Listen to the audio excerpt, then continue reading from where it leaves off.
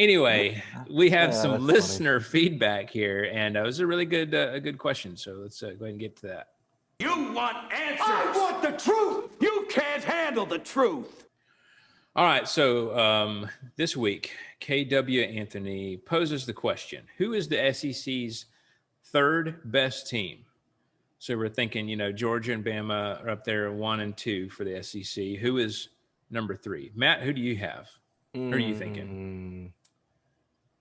It would depend on which route you want to take. If you're going strictly off record, and if you want to go strictly off record in the conference, it's a toss-up between probably. I mean, there's only, man, that's tough. I guess it would probably be between Kentucky, Ole Miss, Auburn, and let's say those three. So we'll say Kentucky, Ole Miss, and Auburn. If you look at who's scored more points out of those three, that's obviously Ole Miss. If you look at who's got the stronger defense and given up less points, that would be Kentucky. So I don't know how you justify it. If I had to go out on a limb here and say which one of those three, I'd probably say Ole Miss. Just I feel like that offense is really, really strong. Their defense is better than it's been. We've seen that Ole Miss can put some points up in a hurry, which means that they're not just necessarily as one dimensional as say like Kentucky is. Because if you shut down Kentucky's run, they can. There's really not a lot of. I mean, they can throw the ball a little bit, but I don't know. I like Ole Miss as the third team, not the second one, the fourth one. Not to be devil's advocate, but I think I'm going to go with Kentucky because I think they're a really good team, and I felt that when they played Georgia.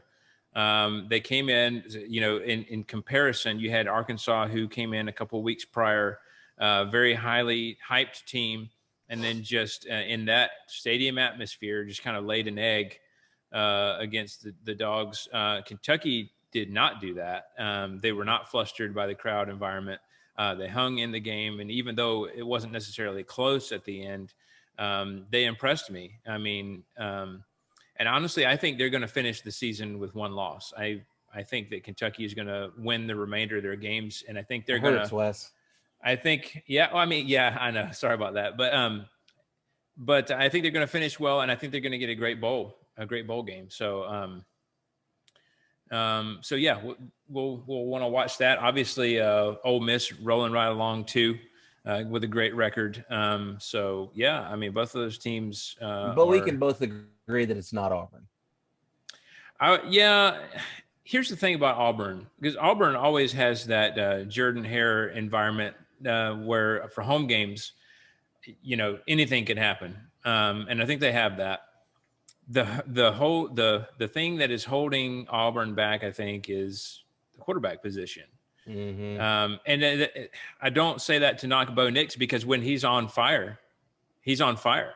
And right. I mean, he's difficult to defend, and he's just the X factor that you can't plan for, and what can really, really hurt you. So, but at the same token, like we've said in the past, he can make mistakes too. So I think that's holding them back. It's just the inconsistency there.